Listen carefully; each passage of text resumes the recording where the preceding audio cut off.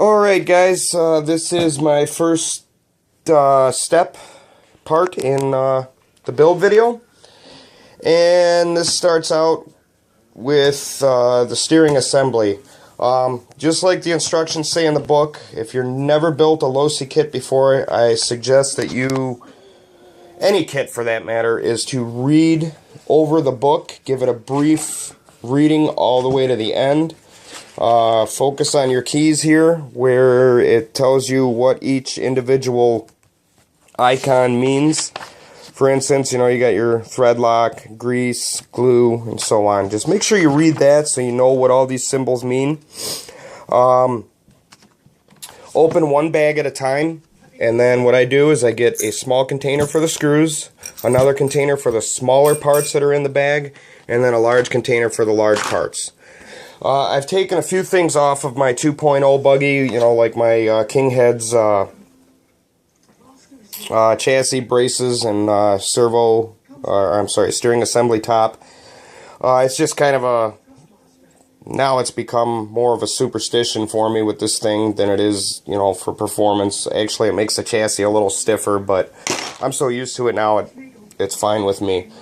Okay, the first thing you're going to do when you get to the servo saver spring, what I suggest to do is get your spring and a pair of big pliers, open them up so the jaws are like that.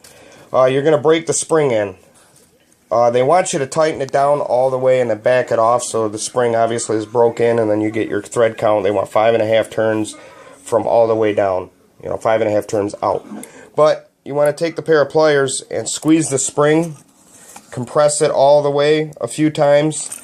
That way the spring is broken. That's with any coil spring, even on real cars. Even your shocks, you can take them. This spring is really stiff, so that's why I use pliers. But your shock springs, you want to compress them a few times to break them in because they're going to be shorter. That way your ride height isn't going to be changing while you're driving the kit around. I'll get to that point when I start building the shocks, which is much later in this build. After that, they also do say pay attention to everything. They say to put Loctite on the threads of your servo saver so it doesn't back off when you're driving. The last thing you want is a loose steering servo saver, because then you won't have any steering. Anyway, outside of that, you got your steering link assembly with the balls, and when you put those in, what I do, I don't use a pair of pliers to snap these in place. I've already done it, but you set your link on top of the ball, and then I just take the palm of my hand and push down until it snaps, and then the same thing with the other one.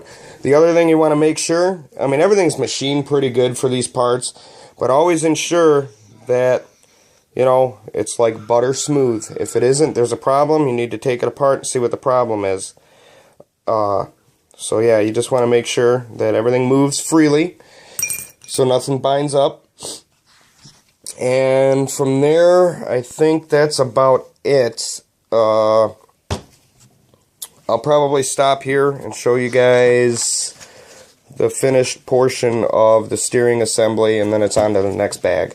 So probably when I get to this point, unless I see something here that I need to address for you guys, but I don't think there will be anything. If there is, I'll stop and do a part 2.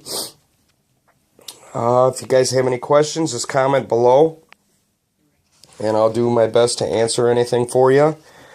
You just want to take your time, do it nice and neat, nice and slow, and you'll be happy with the way the car comes out in the end. So alright guys, thanks for watching, and we'll see you real soon with part 2.